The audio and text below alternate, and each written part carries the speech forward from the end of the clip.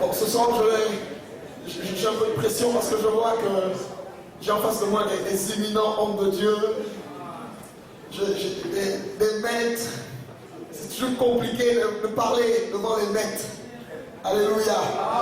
Mais je ferai la part que Dieu a prévu que je fasse ce soir. Supportez-moi, supportez mes égarements, certainement. Supportez-moi. Alléluia. Alors hier nous avons dit plein de choses. Aujourd'hui je prie que le Seigneur attrape la foi de quelqu'un. Je le dis vraiment parce que je sais que le Seigneur attrape la foi de quelqu'un. Dis au voisin que Dieu attrape ta foi. Ça risque d'être un peu bizarre ce que je vais dire ce soir. Alors nous avons enseigné hier, nous avons dit beaucoup de choses. Et nous nous sommes arrêtés en conclusion qu'en réalité, au-delà d'une scène, il y a toujours une autre scène. Nous avons vu qu'il y a le prince de Tyr, mais il y a également quelqu'un qui gouverne derrière le prince de Tyr. Nous avons parlé des puissances occultes qu'on appelle des anges déchus. Il y a 4 catégories selon Éphésiens 6, le verset 12.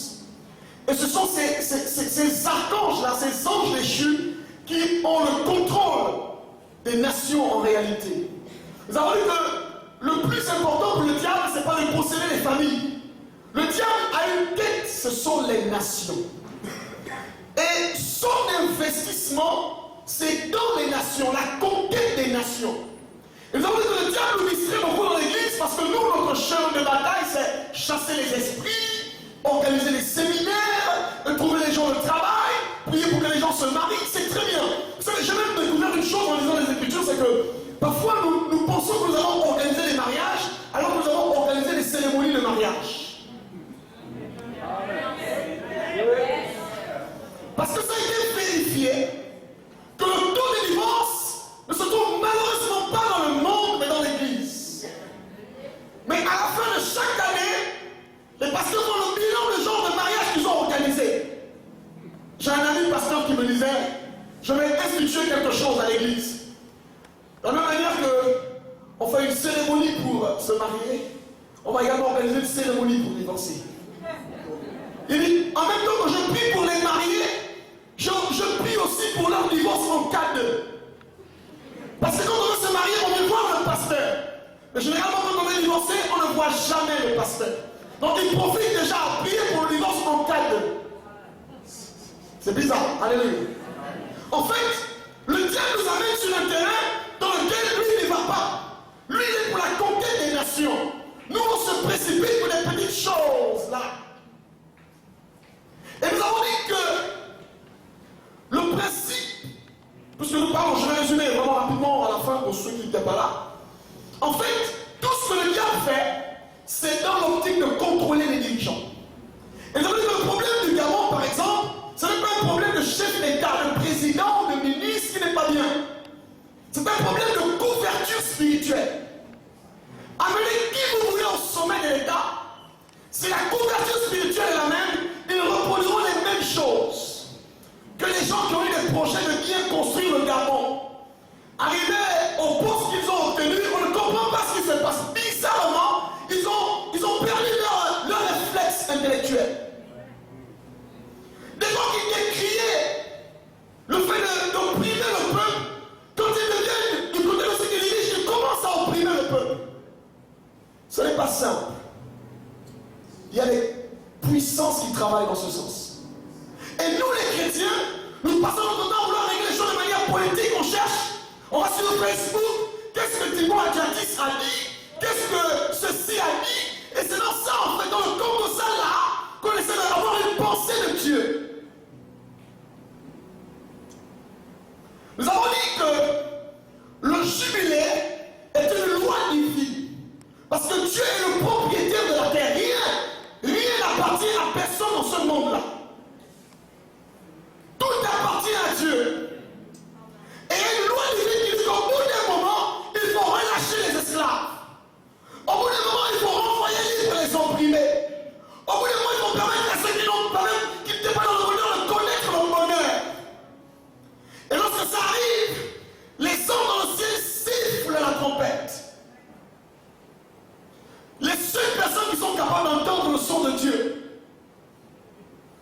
Ce n'est pas le président de la République. C'est l'Église. Mais l'Église est occupée dans le fait de chasser les démons, trouver les mariages, construire les gros temples, organiser les conférences et les séminaires. On est beaucoup plus dans l'activisme que dans la connexion avec Dieu.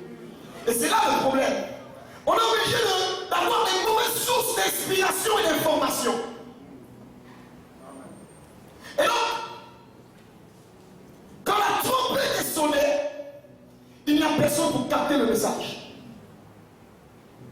Mais les puissances occultes savent. Vous savez, je vais parler ce soir des combats des signes. Le combat des signes. Oui. Dans la Bible, les signes ont pour fonction d'indiquer le temps. Quand vous lisez Genèse, Dieu a créé les astres, le soleil, la lune, les étoiles. Il avait dit que c'est pour marquer les époques. À chaque fois qu'il y aura un temps qui va arriver, ce temps est précédé par des signes. Jésus, parlant des choses de la fin, va commencer à donner des indicateurs qui vont prouver que nous sommes en train de nous rapprocher de la fin. Il va dire que vous allez voir l'apostasie monter, le mal monter, des guerres entre les nations. Rappelez-vous que c'est des signes qui annoncent. Avant que le temps n'arrive, il y a des signes qui précèdent le temps. Amen. Mais ce qui est bizarre, c'est que lorsqu'il y a des signes, il n'y a pas que vous qui êtes capable de voir les signes. Même le monde éternel peut voir les signes. Lorsque l'étoile de Jésus a brillé, ce n'était pas seulement les Juifs. D'abord, eux-mêmes les Juifs n'étaient même pas au courant de ça. C'est les gens qui ne connaissent pas Dieu, qui n'ont aucune alliance avec Dieu, des mages, des grands païens. Ce sont eux qui ont reconnu l'étoile. Ils savaient qu'il y avait étoile et étoile. Le genre d'étoile là, ce n'est pas l'étoile d'un ministre. Le genre d'étoile là, ce n'est pas l'étoile d'un homme ordinaire. Le genre d'étoile là, c'est l'étoile d'un roi. Ils sont allés dire à Hérode, nous on est venus adorer le roi. Et on est choqués. Il dit, mais c'est moi le roi. Il dit, non papa. Nous avons vu les signes dans le ciel. Nous avons la compréhension des signes. Nous savons qu'en réalité, c'est le vrai roi qui est venu. Lorsque Dieu envoie des signes, il n'y a pas que vous les chrétiens qui devez les savoir. Même le monde est ténèbres au courant qu'il y a un signe qui annonce un temps. Raison pour laquelle en Israël, Dieu avait choisi une tribu. La tribu d'Issachar. Eux, ils avaient cette particularité de comprendre les temps. À chaque fois qu'Israël devait vivre une situation, on allait voir les fils d'Issachar. On leur demandait l'information du moment. Aujourd'hui, où sont les fils d'Issachar? Ils n'existent plus en réalité, mais ils sont là. L'Église, elle représente les fils d'Issachar. Si le pays veut le repère, c'est l'Église qui a la voix de Dieu. Oh, tu peux acclamer ces gratuits, s'il te plaît.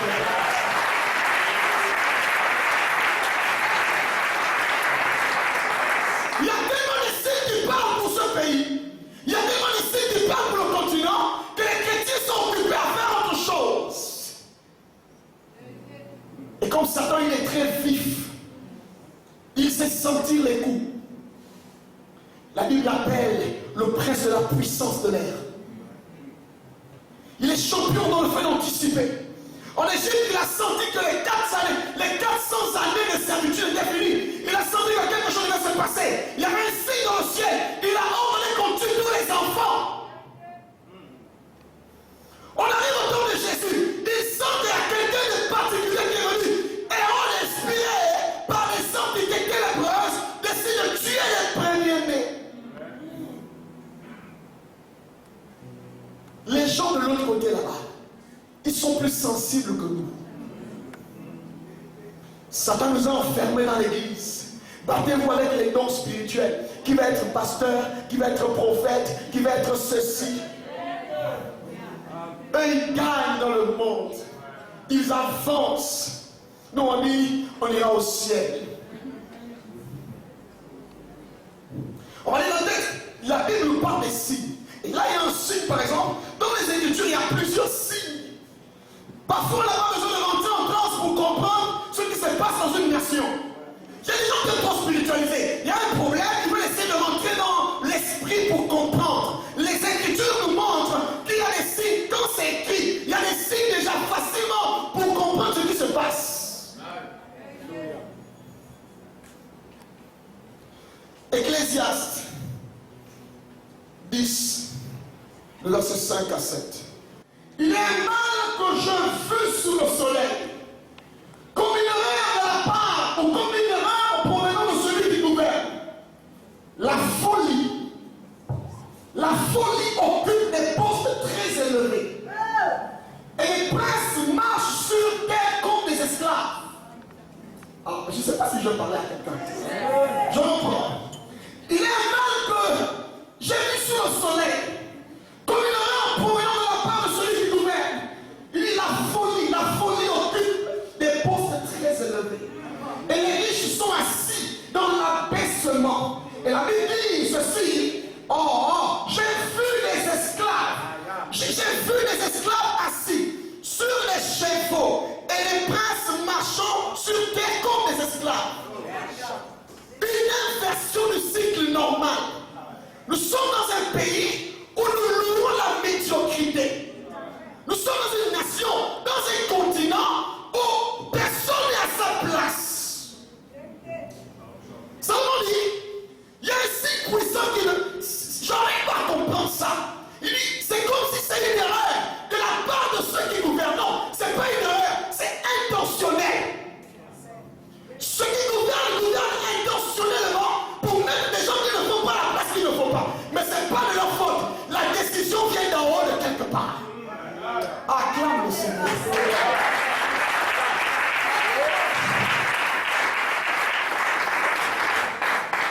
La folie, l'Afrique est dessous.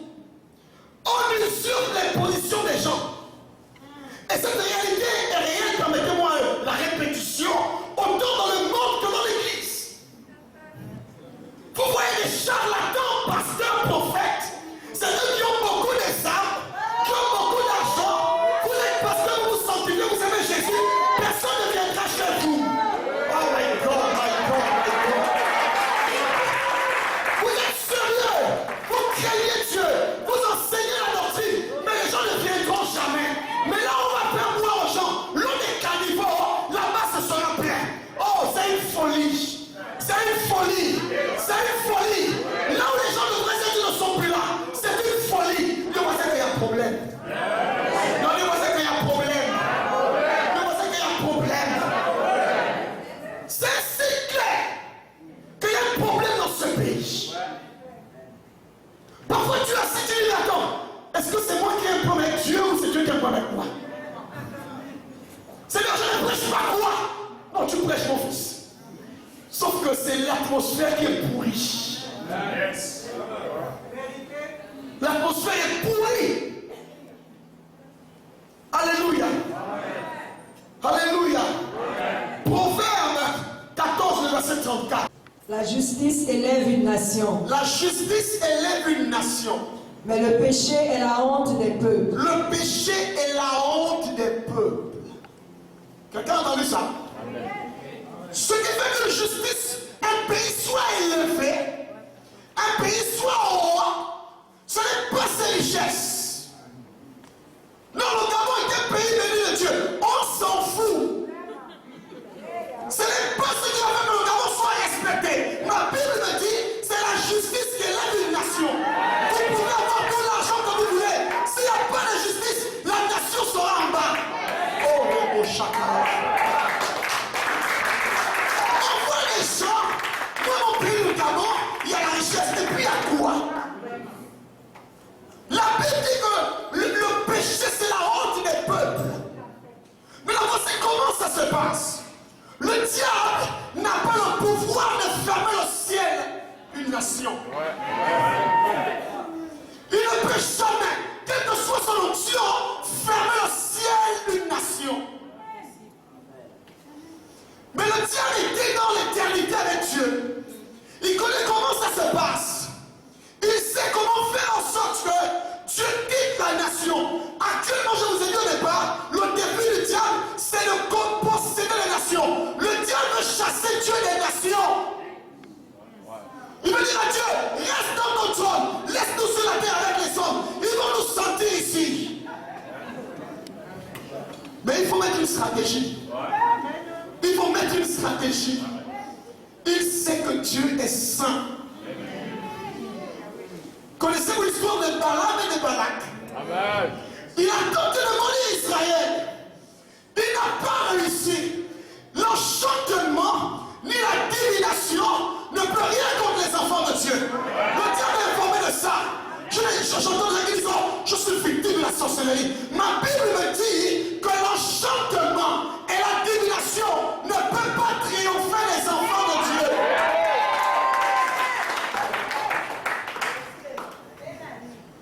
L'opération du diable, c'est de chasser Dieu des nations. La seule chose qu'il a trouvée, c'est de pousser les hommes dans le mal. C'est pourquoi vous voyez le mystère de l'iniquité en marche. Parce qu'il sait que plus il y a le mal, plus Dieu se retire. Et c'est qu'il nous montre comment, dans la vision céleste, la gloire de Dieu se retirait progressivement. Pourquoi? Parce qu'il y avait le péché. De quelle manière il faut chasser Dieu? Mais il faut faire en sorte que les gens fassent l'homosexualité. Quelqu'un dit que nous sommes dans la République de la piscine. Tu dois te déshabiller pour tout ce que tu veux avoir. Le diable sait. Il a mis en place des mécanismes de perversion, de perversité, pour que Dieu fuit la nation. Si Dieu fuit la nation, Satan devient le sponsor. Ah, il n'a pas acheté les gauches. Non, tu n'as pas bien compris. Si Dieu quitte le Gabon, si Dieu décide de se fâcher, de fermer le ciel du Gabon, il n'y a plus d'argent. Oh, l'argent est dur. Oh. Dans la bouche des Gabonais, il y a la crise. Oh. La crise là, écoutez, c'est bizarre, il y a la crise pour certains et pas pour d'autres. Pourquoi? Parce qu'ils ont poussé le vice très loin. Dès que le vice est poussé, Dieu se retire. Et si Dieu se retire, le ciel est fermé. Si le ciel est fermé, Satan s'érige en sponsor. Il dit celui qui veut, il vient. Il signe le contrat avec moi. Pasteur, tu veux être célèbre? Viens, allons à la plage. C'est parce que moi, les pasteurs, ma boule est reconvertie. Allez faire des pratiques. Parce que c'est dur. Ils ont essayé au ministère, ça n'a pas marché. Ils se disent, il n'y a que Satan qui devient le sponsor. On voit des gens qui sont dans l'église. Le sponsor, c'est le diable. Dieu n'est pas un sponsor. Dieu, c'est le créateur. Satan est un sponsor. Oh, acclame le Seigneur.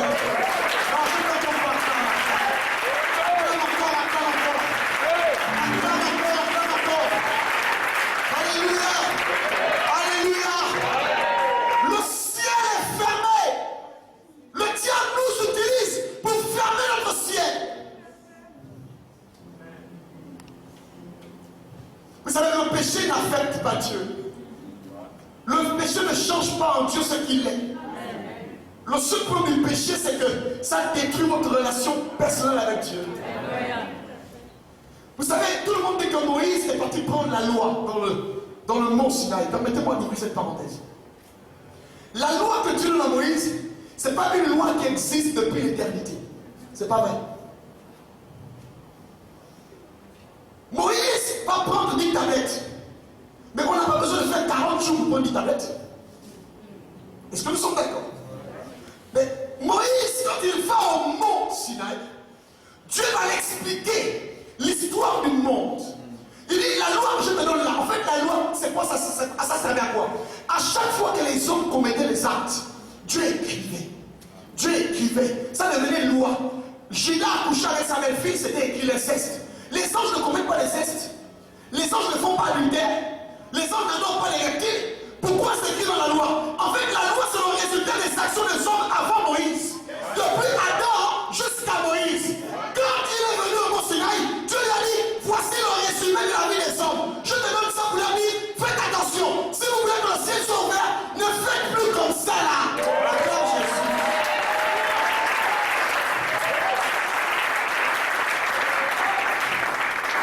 Alléluia. On va ouvrir un texte. Marc 2, verset 1 à 12. Marc 2, 1 à 12. Marc 2, 1 à 12. Ouais. Oui. Jésus revient à Capernaum. On apprit qu'il était à la maison. Et il s'assembla un si grand nombre de personnes que l'espace devant la porte ne pouvait plus les contenir. Il leur annonçait la parole. Des gens vinrent à lui, amenant un paralytique porté par 4 hommes. Comme ils ne pouvaient l'aborder, à cause de la foule, ils découvrirent le toit de la maison où il était. Et ils descendirent par cette ouverture le lit sur lequel le paralytique était couché. Jésus, voyant leur foi, dit au paralytique, « Mon enfant, tes péchés sont pardonnés. » Il y avait là quelques scribes qui étaient assis et qui se disaient au-dedans d'eux, « Comment cet homme parle-t-il ainsi? Il blasphème. Qui peut pardonner les péchés si ce n'est Dieu seul? » Jésus, ayant aussitôt connu par son esprit ce qu'ils pensaient au-dedans d'eux, leur dit, « Pourquoi avez-vous de telles pensées dans vos cœurs? Lequel est le plus aisé de dire au paralytique, tes péchés sont pardonnés, ou de dire, lève-toi, prends ton lit et marche. Or, afin que vous sachiez que le Fils de l'homme a sur la terre le pouvoir de pardonner les péchés, je te l'ordonne, dit-il au paralytique, lève-toi, prends ton lit et va dans ta maison. Et à l'instant, tu peux t'arrêter par là. Jésus un jour est entré d'enseigner. C'était foule à la porte, pas d'accès. Les gens vont passer par un toit, ils vont percer le toit. Aujourd'hui, je me demande, est-ce que les gens sont vraiment chrétiens? Personne ne va à l'hôpital et dit au médecin, je ne veux pas lui, donne-moi les Doliprane. Quand on va chez un médecin, on dit au médecin, je suis malade. Et le médecin nous administre ce qu'il faut.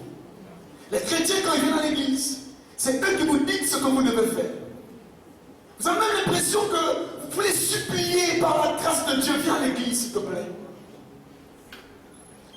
Jésus, les gens couraient pour le voir. La Bible dit que les gens ne peuvent pas rentrer. Ils ont réfléchi, ils ont percé la toiture. Jésus regarde les gars. La Bible dit que Jésus dit, il n'honore pas la foi de celui qui est malade. Il n'honore pas la foi de celui qui est malade, mais il honore la foi de ceux qui accompagnent celui qui est malade. Il regarde l'homme.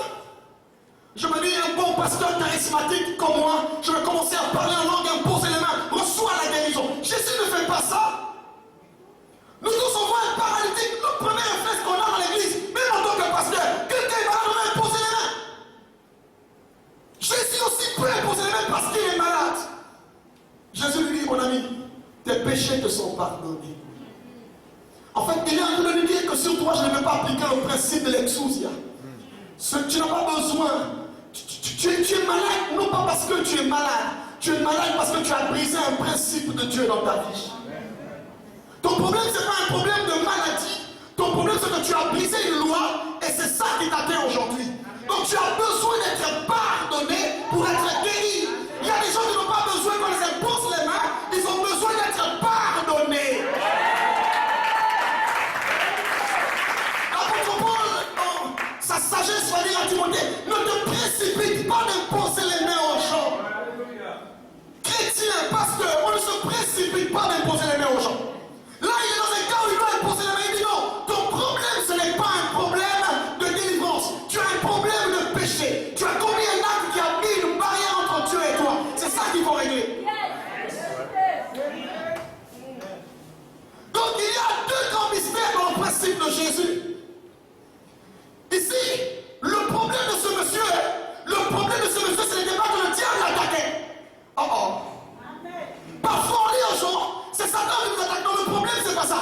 Parfois on a brisé une loi, on a juste besoin d'entendre que Jésus nous dit, tes péchés te sont pardonnés. Oh, mais quelqu'un vient malade, tu commences à lui dire, papa, on va rentrer dans un travail spirituel. Frère, tu es aveugle, tu as besoin de connaître quel est son problème. C'est quoi son problème? Au point que l'imposition de main est devenue quelque chose de banal. Jésus n'imposait pas les mains à tout le monde. Il y a un jour, il arrive, il trouve plusieurs malades, il dit, toi, c'est quoi ton problème? Il dit, lève-toi, prends ton lit et marche. Un bon pasteur charismatique, quand tu vois comme ça, tu commences à parler en langue parce qu'il doit se lever.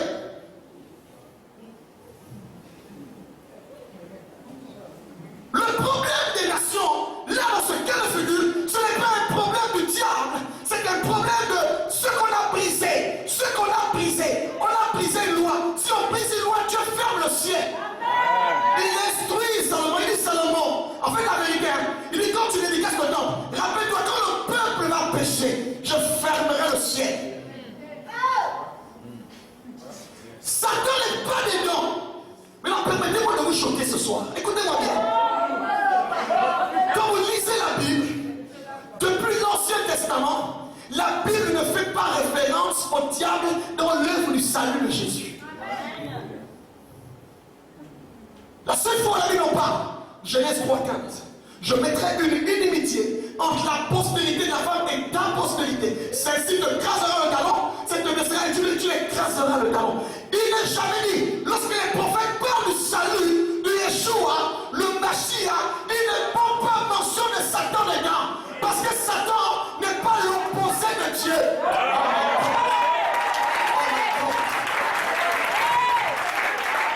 J'aurais appris même que c'est à la croix que Jésus a vaincu le diable. On doit revoir notre théologie. Ça ne peut pas être à la croix. On peut lire les Écritures. Écoutez bien, dans le livre de Matthieu 12, verset 28 à 29, Jésus va guérir un homme qui est malade, une grave maladie. Quand il va le guérir, les pharisiens vont dire, mais toi tu as un démon. Il dit, mon ami, personne ne peut rentrer dans la maison des enfants et prendre ses possessions si au départ il n'a pas d'abord lié l'enfant. C'est qui l'enfant? C'est qui l'enfant? Mais c'est le diable. Personne ne peut aller prendre les propriétés du diable si on n'a pas d'abord un départ lié. Mais Jésus n'est pas encore allé à la croix. Oh my God. Dans Luc 10, voici ce qui est écrit. Et je voyais Satan tomber du ciel comme une clé. Jésus n'a pas eu besoin de partir à la croix pour vaincre le diable. La Bible est dans le livre de Luc. Jésus, poussé par l'esprit dans le désert, on a comme l'impression que c'était une obligation spirituelle qu'il passe par là. Il est rentré rempli. Quand il est sorti, revêtu. Les démons parlaient seuls. J'ai dit, Jésus n'a pas eu besoin de partir à la croix pour vaincre le diable. Quand il est venu devant le tombeau de Lazare, Marie et Marthe disent, mais ils sont déjà, oh my God. Il dit, je te dis, je suis la résurrection et la vie. Je n'ai pas besoin de passer à la croix pour ressusciter un homme. Oh my God. Regardez, chez les Juifs, quand une personne meurt, 3 jours après, il n'y a plus de possibilité de résurrection. C'est pourquoi quand Jésus a appris que Lazare est mort, il est encore resté. Il a dit, si je pars là-bas, la loi juive dit que l'esprit de Lazare était là. Il m'a dit, Lazare est revenu lui-même. Il a dit, j'attends. Quand il arrive, possibilité de résurrection, pas possible. Marc le bloc, tu ne peux pas arriver là comme toi. Je suis la résurrection. Papa, Jésus a vaincu le diable par la croix du calvaire. Ça s'est passé dans le désert. Ça s'est passé dans le désert. Regardez, la croix, le problème de la croix, c'était l'Ancien Testament dit que c'était un problème du péché. C'est pourquoi lorsque Jean-Baptiste regarde Jésus, il dit, voici l'agneau de Dieu. Il dit, voici, c'est lui qu'on cherche depuis. L'agneau de Dieu qui offre le péché du monde. Parce que c'est le péché qui empêche à l'homme de rentrer dans la dimension avec Dieu. C'est la raison pour laquelle, quand Jésus est mort, le voile s'est déchiré. Il va vers le bas pour dire que c'est Dieu qui a pris l'initiative de se réconcilier avec l'homme. Parce que le péché avait été effacé. Acclame le Seigneur.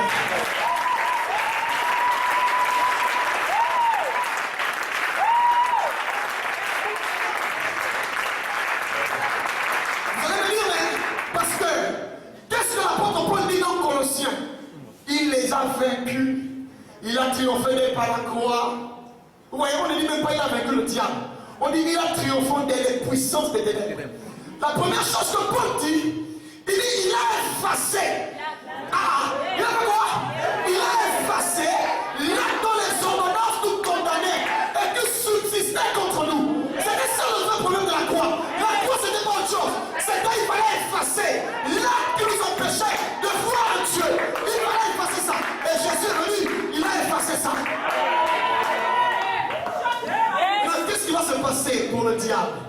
La Bible dit, il les a livrés publiquement. La Bible dit, il les a livrés comment? Publiquement. L'apôtre Paul prend une image. Comment les Romains, quand ils allaient dans le combat, comment ils faisaient quand ils attrapaient leur victime? Nous ici, quand on t'attrape, si la DGR ou la PJ t'attrape, on te prend, on te met en cellule. Chez les Romains, c'était pas comme ça. On te prend. L'homme qui t'a vaincu te met dans un char. Et il passe. Tout le monde est là. On acclame, on acclame, on acclame. En fait, la croix était le lieu de l'exposition du diable. Il fallait que le monde entier sache. Pas qu'il est vaincu. Satan a été neutralisé. Parce qu'il continue de travailler. Alléluia. Paul dit, le problème de l'homme, c'est le péché. Dieu a résolu ce problème. Là où le diable peut nous bloquer, c'était là. Quand Jésus est mort, il est monté au ciel. Il n'est pas monté au ciel en esprit. C'est un homme qui est monté. Il dit, si quelqu'un a péché, il dit, vous avez un avocat auprès du Père. Jésus-Christ le juste. Alors je veux que tu acclames ça, s'il te plaît.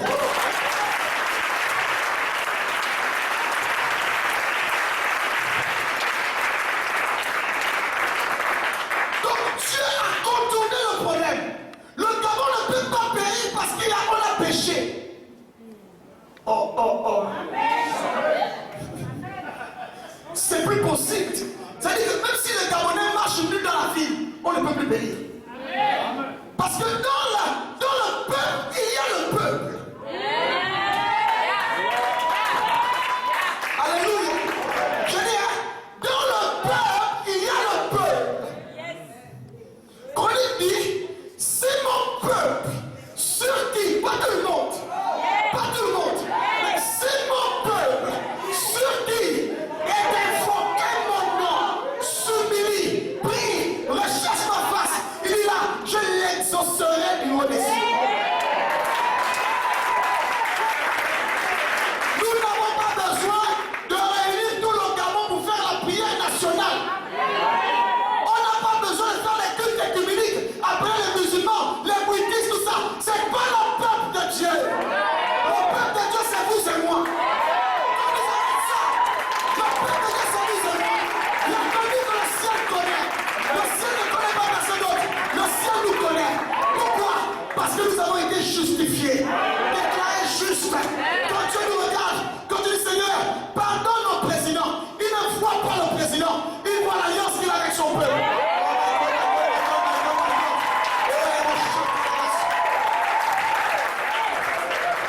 Pourquoi avoir besoin d'aller voir le président pour organiser les veillées de prière? Pourquoi avoir besoin que le président nous donne l'argent pour faire les cultes pour le pardon? Frère, le président n'est pas d'État. Dieu ne le connaît pas dans le peuple de Dieu. C'est toi et moi que Dieu connaît.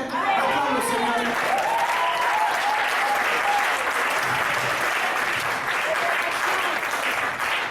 Alléluia. Vous savez, l'église est faible. L'église est faible. Parce que le diable nous a affaiblis de l'intérieur. Il sait. Thessaloniciens dit que celui qui le retient, tant que nous sommes là, il y a des choses que Dieu ne peut pas permettre. Amen. Tant que l'église est sur la terre. Mais vous connaissez le problème de l'église. La Bible dit, il a donné aux uns comme apôtres, aux autres comme pasteurs, aux autres comme docteurs, aux autres comme évangélistes. Tout ça, il dit, c'est pour le perfectionnement des saints, en vue de... Ah, donc il y a un objectif. Quand Christ était sur la terre, il avait lui-même tous les dons. Chanteur, musicien, batteur, prédicateur, il avait ça en lui. Quand il est mort, il est descendu aux enfers. Il est remonté. La Bible dit qu'il a fait des dons aux hommes. Plus personne ne peut avoir tous les dons lui-même. Il nous a piégés en nous mettant sur le principe de la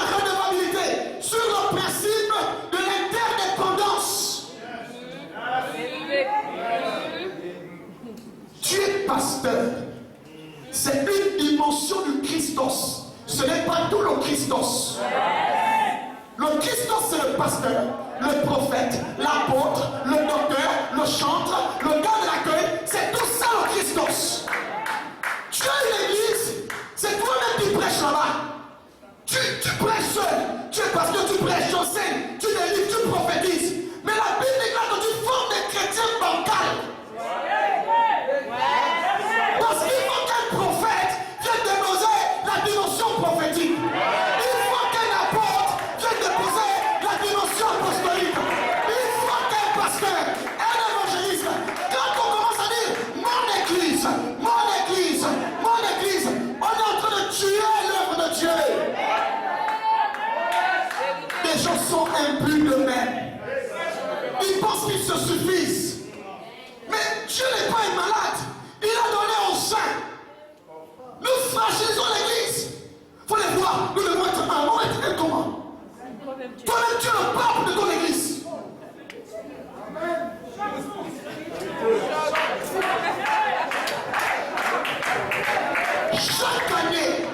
Chaque année, la RDC va au moins faire sortir un pasteur, 2 pasteurs qu'on va connaître. Le Gabon, il y a combien? Les chants, nous n'en parlons plus. Moïse lui, il a chanté ici, on donne 50 millions. Mais vous voulez chanter, on vous donnez 500, 300, 100 000 même, c'est beaucoup. Vous voulez que le Christ se développe comme ça, il n'y a que vous. Il y a un problème. Il y a un problème. Le corps est bancal. Le corps de Christ est bancal. On dit qu'on est formé pour le perfectionnement des saints. Il y a des chrétiens qui ne sont pas perfectionnés parce qu'ils n'ont pas soumis le contact avec les autres ministères. Je crois ici qu'il y a des gens qui ont le don plus que les âmes en a. Je crois au nom de Jésus. Je crois qu'il y a des gens qui ont chanté le Moïse prier. Je crois ici au nom de Jésus. Un pasteur gabonais va t'inviter dans son église. À la fin, il va donner 20 000. Frère, il n'y a rien, que le Seigneur t'accompagne. Mais il va dépenser des millions pour faire venir quelqu'un de la Turquie, des États-Unis, de la France, de partout. Il va aller les cacher. Toi qui es là, par contre, tu ne veux pas venir, il a prêché même pour c'est comme ça. Oh, commençons à nous valoriser. Commençons à nous valoriser. Commençons à nous valoriser. Je crois que c'est possible. Je crois que c'est possible. Commençons à nous respecter, mes amis.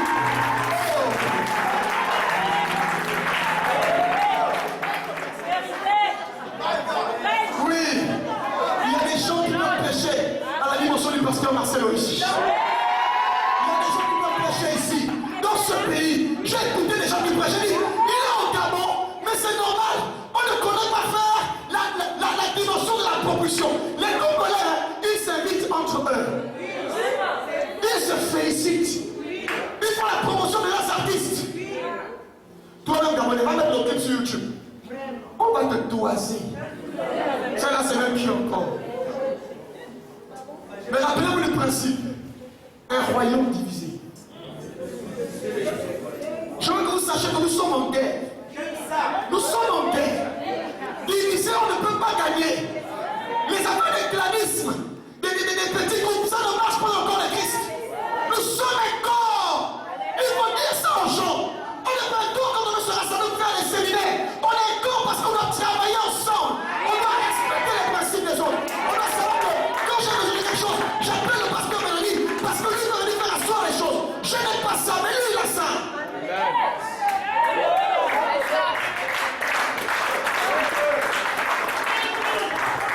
Frère, regardez comment il méprise les autres pasteurs. Je ne comprends pas. Le Gabon doit sortir. Le réveil est rentré ici depuis quand? Nous avons quel genre d'homme de Dieu qui est connu? Mais c'est une honte. L'homme qui a mené le réveil au Congo, Pierre Alain Verneau. Savez-vous qu'il est passé au Gabon avec son père? Regardez ce que le Congo est devenu en matière de réveil. Mais nous, qu'est-ce que nous faisons? Nous faisons quoi? Je suis épuisé quand je suis sur Facebook. Je vois comment les gens, tous les jours à l'aéroport, vont accompagner, vont prendre les séminaires et dire, oh Dali, quelqu'un qui n'est pas africain. Comment il va de ton dati? Il est ton dati.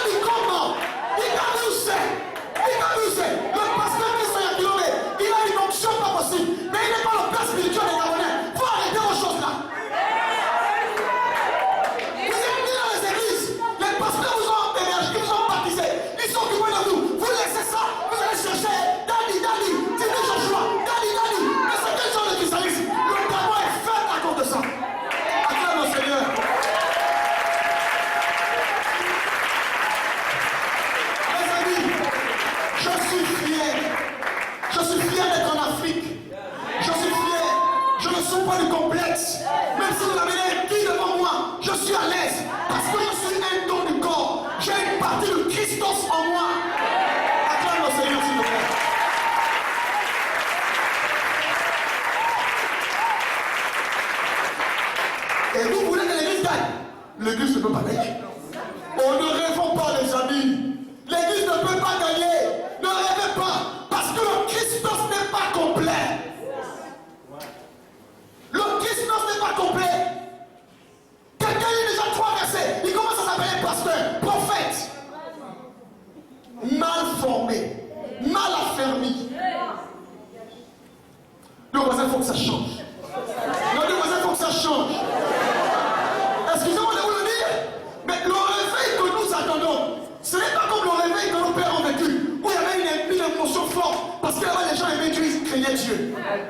Le réveil qu'il faut là, c'est la réforme des mentalités. C'est la réforme des mentalités. Quand les chrétiens vont commencer à dire que c'est le pasteur là qui me prêche l'évangile, je lui paye la dîme, et vous donnez à votre pasteur, incapable de donner une dîme. Mais quand c'est le prophète bonbon, la prophétesse choupa-choup, vous allez donner de l'argent là-bas. Et quand vous avez des problèmes, c'est votre pasteur qui prie pour vous. Et l'église est faible. L'église est faible dans ce niveau. On ne peut pas continuer comme ça. Il faut qu'on se dise en face. Pasteur, ce sont les mêmes prédications. Dieu va te bénir, c'est le mensonge. Commençons à dire que pour être béni. Écoutez, on n'enseigne pas aux gens. Dieu les a déjà bénis. Il faut leur dire comment expérimenter cette bénédiction. Si vous recevez un homme en qualité de prophète, la bénédiction qui est sur cet homme sera votre partage. Comment voulez-vous? Comment expliquer? C'est les gens qui viennent d'ailleurs. Quand le pasteur prie pour eux, ils guérissent. Vous êtes là tous les jours. Le pasteur prie pour vous, ne guérissez pas. Ah, il y a un problème. Pourquoi? Parce que le principe de l'onction, c'est que l'onction c'est spirituel. C'est pas la que c'est mon boss, c'est mon papa. C'est pas amicalement, c'est un transfert spirituel. La femme à la perte de sang a guéri, pas parce qu'elle connaissait Jésus, mais elle a su qu'il était. Elle a su qu'il était le souverain sacrificateur, selon l'ordre de Melchisédek. C'est pourquoi elle est venue. Elle a touché le port de son vêtement. Elle dit c'est là, pas la main, en bas ici, parce que le sacrificateur avait les clochettes. C'est là qu'il est le symbole de la présence de Dieu.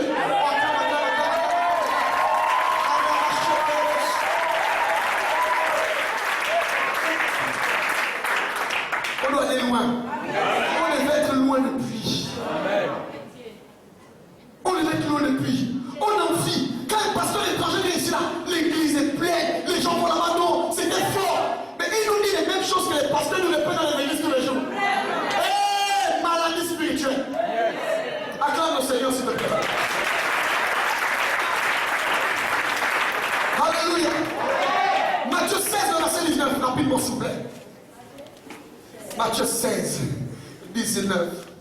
Je te donnerai les clés du royaume des cieux.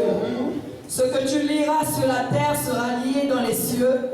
Et ce que tu délieras sur la terre sera délié dans les cieux. Amen. Jésus parle ici. Il dit, je ne vous donne pas la clé. Je vous donne les clés. Pas les clés de la présidence de la République. Pas les clés du ministère du Travail. La promotion est différente de l'élévation. La promotion vient du bas vers le haut. L'élévation vient du haut vers le bas. Je te donnerai les clés. Les clés, papa, pas la clé. Les chrétiens, quand ils ont un travail, ils pensent qu'ils sont arrivés. Quand ils ont une chose, ils pensent qu'ils sont arrivés. Mais la Bible dit, je te donnerai les clés.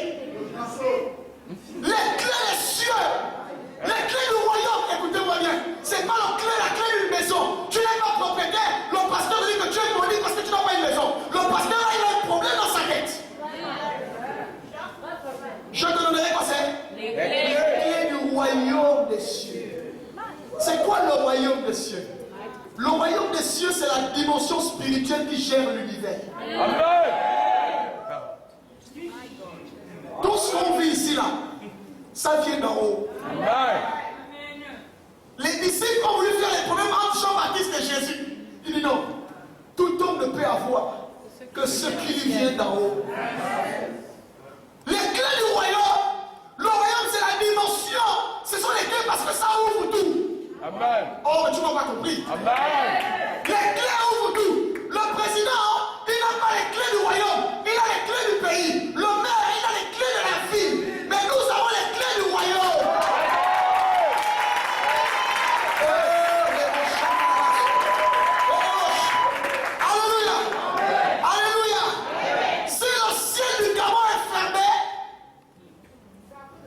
La Bible dit que j'ai les clés. Oh, madame, si la plus l'économie, les richesses sont finies, la Bible dit que j'ai les clés. Je peux ouvrir. Oh, écoutez, le jour que les Gabonais se réunissent pour prier pour ce pays-là, vous allez me dire, Satan est au courant de ça. C'est pourquoi il veut que chacun organise sa petite fête au gymnase, le 100 jours de jeûne, là-bas, prière de la nation. Eh maman, ça ne va pas marcher. Mais le jour qu'on va réussir à se réunir, et on va élever la foi, il y a des gens qui vont prendre des bagages, ils vont partir. Parce que la vérité vient d'en haut. Ce n'est pas la terre, c'est le haut qui commande. Nous, on a les clés. Mais c'est quoi les clés en question? C'est quoi les clés? Oh non, j'ai les clés. Mais les chrétiens, c'est malade, ils sont des clés qui n'ouvrent aucune porte. Alors, pasteur, le dimanche, je vais vous enseigner ce matin sur les clés du mariage. Les clés de ceci. Papa, les clés du royaume. Les clés du royaume, papa. Là où on prend toutes les décisions. Ça veut dire quoi? Si le Gabon a un problème, Dieu va commencer à regarder si tu as les clés. Le problème, c'est quoi? C'est que tu peux avoir une clé sans savoir ce à quoi elle sert, sans savoir ce qu'elle peut offrir. Nous avons des clés, nous ne les avons jamais utilisées. Acclame le Seigneur, acclame le Seigneur. Acclame le Seigneur, acclame le Seigneur.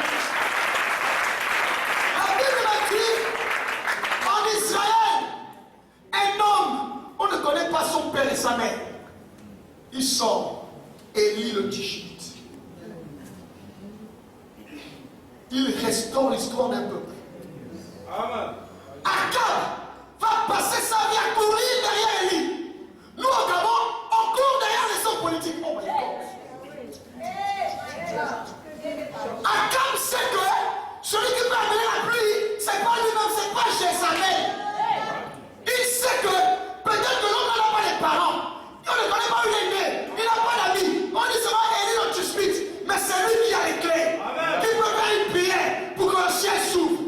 Pasteur chrétien, commencez à reprendre votre position. Nous ne devons pas courir derrière les hommes politiques, derrière les hommes qui ont l'argent, derrière les chrétiens qui sont futés. Ils doivent courir derrière nous. Parce qu'on a l'option pour changer leur destinée.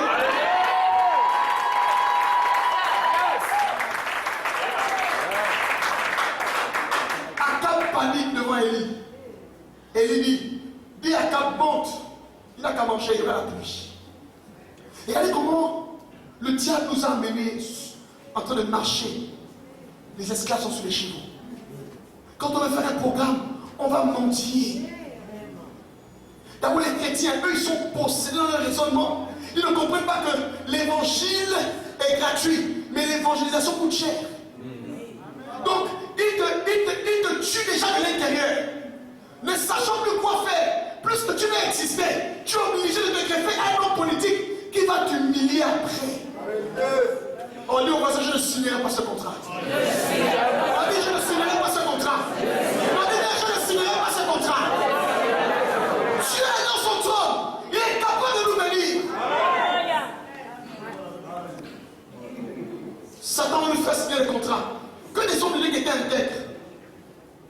La pauvreté les a parlé. Ils ont dit, soumettez-vous aux autorités.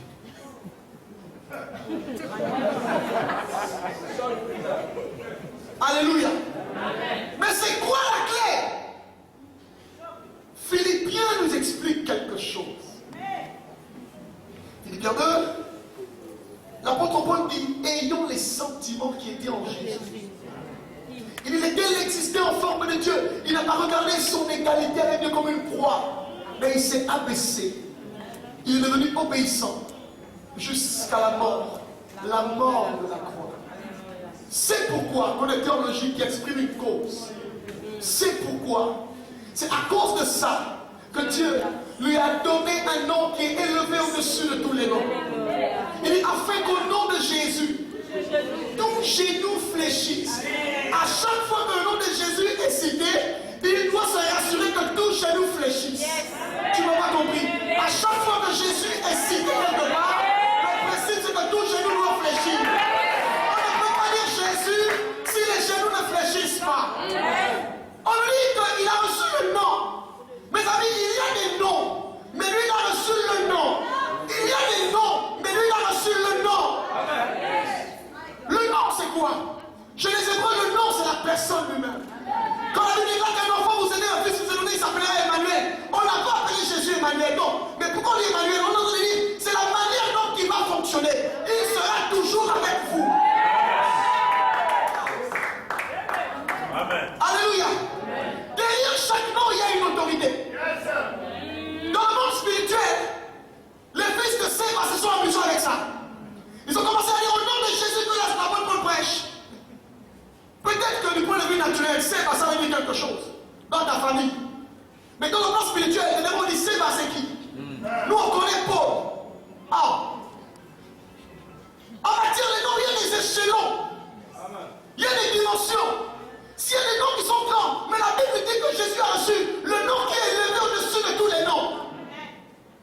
Tu ne m'as pas bien compris. Amen. Tu ne m'as pas bien compris? Amen. Alléluia. Alléluia. Il y a le nom, il y a les noms. Nous avons reçu le nom. Jésus nous a donné un héritage. Je termine mon message. Dieu voisin l'héritage. Dieu voisin l'héritage. C'est possible que dans la vie vous ayez un héritage sans savoir la signification de ce que c'est. C'est possible. La première fois que le nom de Jésus va être utilisé, vous savez, dans la Bible, on n'a jamais défendu de prêcher l'évangile. Les gens n'ont pas un problème avec l'évangile, mais les gens ont un problème avec le nom de Jésus. Les apôtres vont être attrapés et frappés parce qu'il faut les interdire de prêcher au nom de Jésus. Pourquoi ce nom dérange-t-on? La première fois que ce nom est utilisé, c'est dans Acte 3. Pierre et Jean, ils rentrent au temple. Ils trouvent un homme que les gens déposaient chaque matin. Vous savez, parfois les gens vous aident. Ils veulent se rassurer que vous allez toujours rester dans la même position. Il y a des aides, hein, quand on vous les apporte, c'est pour que vous gardez, vous restez là toute la vie. Quelqu'un qui est avec puissance pour te garder dans l'esclavage. Ce verset ne dit jamais qu'on avait dit à cet homme-là que lève-toi, on va t'amener faire les malades. Mais on dit chaque matin, c'est comme si c'était déjà, ils avaient signé un contrat. Chaque matin, on le déposait là, il s'attendait à recevoir des choses. Pasteur, si toi tu es un prédicateur de la prospérité, tu es maudit. Pourquoi? Parce que les gens n'ont pas besoin de combat spirituel, les païens se marient. Les gens ne rentrent pas dans le jeûne, mais ils achètent les voitures. Ils ne craignent pas Dieu, ils ont de l'argent. Toi tu dis aux gens, le salut, c'est avoir ces choses-là. Tu es maudit. Choqué. Pendant des années, cet homme leur lui donnait de l'argent, mais sa condition n'avait jamais changé. Donner à l'église tous les millions, ils auront toujours envie d'avoir. Donner à quelqu'un les voitures, il aura toujours envie d'avoir. Écoutez, il y a des choses, quand vous les avez, ça vous rend même indifférent. Mais il y a quelque chose, quand vous avez ça, vous avez tout. Oh, mais on va acheter aussi. Si tu as l'argent aujourd'hui, tu auras encore envie d'avoir demain. Mais quand tu as Jésus, tu as déjà tout. Quand il voit le paralytique, il dit regarde-nous. Regarde-nous. La Bible dit s'attendait à recevoir quelque chose. Il dit papa, nous n'avons ni or ni argent. La première fois que le nom de Jésus est cité, on a déjà posé la base. Mon frère, ma soeur, les affaires de Jésus, ce n'est ni or ni argent. Tu n'as pas compris. Les affaires de Jésus, ce n'est ni or ni argent. Si pour voir le pasteur, tu dois demander, tu dois avoir 10 000 francs, ce n'est ni or ni argent, papa. Il faut que tu payes. J'ai entendu le pasteur qui dit, de la même manière que vous venez à l'hôpital, vous payez. Le médecin est parti. Ses parents l'ont amené, ils l'ont payé l'école. Ils l'ont envoyé en formation. Il a souffert. Toi, tu as eu quoi pour avoir le nom que tu as? C'est gratuitement que Dieu t'a donné ça. Mais nous, on est mariés dans un monde comme ça. La Bible dit, il y avait, je raconte une histoire rapidement, un pape qu'on appelait Boniface IV. Un jour, ils ont eu des dons. L'église a eu des dons. Il est venu voir l'un de ses enfants. Il dit, fils, là nous ne sommes même plus au temps où Pierre et Jean disaient, nous n'avons ni or ni argent. Et le monsieur lui répond, justement mon père, c'est parce que nous ne sommes plus au temps où on peut dire, on n'a ni or ni argent, qu'on ne peut plus dire, lève-toi, prends ton lit et marche.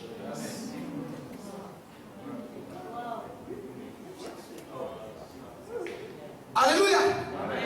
Donc, les clés dont il est question, c'est quoi? C'est le nom de Jésus. Je dis le nom de Jésus. Donc, dis avec moi le nom de Jésus. Donc, dis avec moi le nom de Jésus. Dis avec moi au nom de Jésus. Aujourd'hui, ça devient comme un slogan. Jésus, Jésus. Vous savez, si vous ne comprenez pas l'usage d'un nom, si vous ne comprenez pas la puissance qu'il y a dans un nom, vous allez faire comme le charlatan. À la maison, tout le monde Jésus. Dans les discours, Jésus. Quelqu'un voit Jésus. Quelqu'un camine Jésus. Quelqu'un pisse Jésus.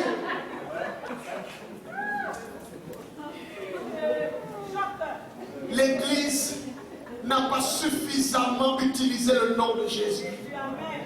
Élie, quand le peuple a péché, il fallait restaurer. La première chose qu'il est venu faire, il est venu restaurer le temple. Vous voulez que les gens l'aient fui? Les gens abandonnent, les miracles se produisent, les transformations se produisent. Il faut que le nom de Jésus soit utilisé avec efficacité et connaissance. Or, que signifie au nom de Jésus? Au nom de Jésus signifie au nom de la création. Considérez que c'est par lui, pour lui qu'ont été créées toutes choses, trône, dignité et tout ça. Un jour dans la barque, il y avait des gens qui étaient éveillés mais endormis, un autre qui était endormi mais éveillé. Il y a Jésus, nous Père, ils sont éveillés mais ils sont endormis. Jésus est endormi mais il est éveillé. Les églises éveillées. Rance, il vous a éveillé. Est-ce que toi-même tu es réveillé? Jésus nous périssons. Jésus nous périssons. Ils ont vu Jésus nourrir les foules. Ils ont vu Jésus guérir les malades. Mais ils croient qu'ils vont périr. Chrétiens, il faut les voir dans l'autorité spirituelle. Je crase, je marche, je calcine, je brûle. Devant le problème, tu dis maintenant, oh je ne sais même pas ce qui se passe. Au nom de Jésus signifie au nom de la création. Ce jour-là, Jésus s'est réveillé de la barque. Il a commencé à parler aux eaux. Oh, il paraît que les eaux n'écoutent pas. Si, papa, les eaux écoutent. Mais les eaux n'écoutent que le langage de son créateur. Quand Jésus a parlé, il a reconnu la fréquence de la création. Il dit, je connais cette voix. C'est cette voix qui m'a créé. Quand il a dit, stop la tempête a reconnu la voix. Acclame Jésus, s'il te plaît. Alléluia. Alléluia. Alléluia. Alléluia. Au nom de Jésus. Je veux que tu comprennes ton élément quand tu dis au nom de Jésus. Oh, alléluia. Au nom de Jésus, signifie aussi dans le nom de Jésus. Vous savez, les chérubins, les démons, ils sont costauds. Il y a des gens qui disent, moi je suis un démonologue. Frère, si on te met 2 minutes avec le démon vis-à-vis, tu vas fuir. Quand tu dis au nom de Jésus, ça ne signifie pas que tu te présentes. Ça veut dire dans Jésus. Je parle à quelqu'un. Je dis comme un homme qui. Ça veut dire quand je dis un démon sort, le démon entend ma voix, mais il ne me voit pas. Il voit Jésus. Acclame Jésus. Acclamons s'il vous plaît, c'est Jésus. Alléluia. Alléluia. Quand la Bible dit encore au nom de Jésus, ça signifie pour le compte de Jésus. Ah, quand on était petit, on partait prendre le manche le malien. Quand tu arrives, il te regarde, maman nous te regarde, tu dis, je suis venu, tu mets ça dans le compte de maman. Oh my God. Jésus est Dieu, il est mort. C'est le sang de Dieu qui a coulé. La particularité de Dieu, c'est qu'il est éternel. Donc Jésus a payé pour tous ceux qui viendront. Oh my God. Il a déjà tout payé. Un jour, un homme est monté dans un bateau, dans un paquebot de croisière. Il monte dans le paquebot, il est en première classe. On lui donne de l'eau, il boit. Après, on lui propose, tu veux manger? Il dit non, non, non. Il se dit, au quartier, déjà un plat, ça coûte assez cher. Bon, quand on va au restaurant encore en ville, c'est très cher. Maintenant, dans un paquebot de croisière, combien peut coûter un plat? Je m'abstiens de manger. Et quand ils descendent, la dame vient quand même demander, mon frère, pourquoi tu n'as pas mangé? Il dit non, je n'avais pas d'argent. Écoutez ce que la dame dit, monsieur, c'était déjà payé. C'était dans le ticket. Ah!